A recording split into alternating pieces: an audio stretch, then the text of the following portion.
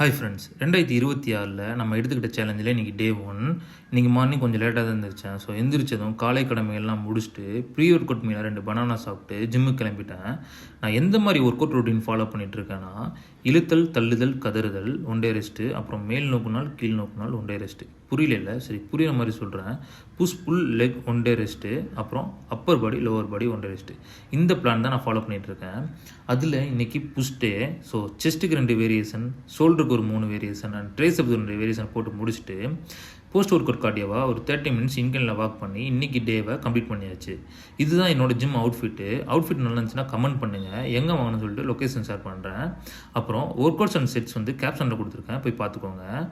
இவ்வளோ நாள் ஜிம்முக்கு வருவோம், ஒர்க் அவுட் பண்ணுவோம், கிளம்பி போயிடுவோம், எதுவுமே ஒரு பெருசாக தெரிஞ்சுக்காது. பட் இப்போது வீடியோ ஷூட் பண்ணிக்கிட்டே ஒர்க் அவுட் பண்ணுறதுனால ரொம்பவே டயர்ட் ஆயிடுச்சு அண்ட் டைமும் ஆயிடுச்சு. அப்போ தான் புரிஞ்சுது கண்டென்ட் க்ரியேட் பண்ணுறது எவ்வளோ கஷ்டம்னு.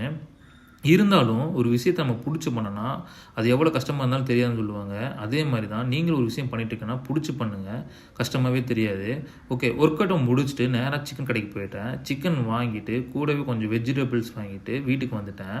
வீட்டுக்கு வந்ததும் போஸ்ட் ஒர்க் அவுட் மீலாக ஓட்ஸும் வே ப்ரோட்டீன் தான் எடுத்துக்கிட்டேன். அப்புறம் செகண்ட் மீலாக சிக்கனும் ரைஸும் கொஞ்சம் வெஜிடபிள்ஸும் எடுத்துக்கிட்டேன். சாரி, ஒருத்தவங்களுக்கு இன்ட்ரோ கொடுக்க மறந்துட்டேன். இவர் தான் எங்கள் வீட்டின் கடைசி செல்ல பிள்ளை மிஸ்டர் மாறன்.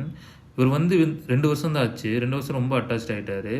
நான் வேலைக்கு போகிறது எனக்கு பிடிக்குதோ இல்லையோ இவருக்கு சுத்தமாக பிடிக்காது. ஸோ ஈவினிங் ஆயிடுச்சு, சரி வெளியே போய் ஒரு காஃபி குடிக்கணும்னு கிளம்புனேன். ஒயின் ஷாப்பில் கூட இவ்வளோ கூட்டம் இருக்காது நண்பர்களே. ஆனால் இங்கே பார்த்தீங்கன்னா அவ்வளோ கூட்டம். இப்படியே கஷ்டப்பட்டு ஒரு காஃபி வாங்கி குடிச்சிட்டு நைட்டு கொஞ்சம் லேட்டாக தான் வீட்டுக்கு வந்தேன். வீட்டுக்கு வந்ததும் 2 தோசை அண்ட் அண்ணா கொஞ்சம் சிக்கன் வாங்கிட்டு வந்திருந்தான். அதை சாப்பிட்டு இன்றைக்கி டேவை கம்ப்ளீட் பண்ணியாச்சு. நாளைக்கு சந்திப்போம். பாய்.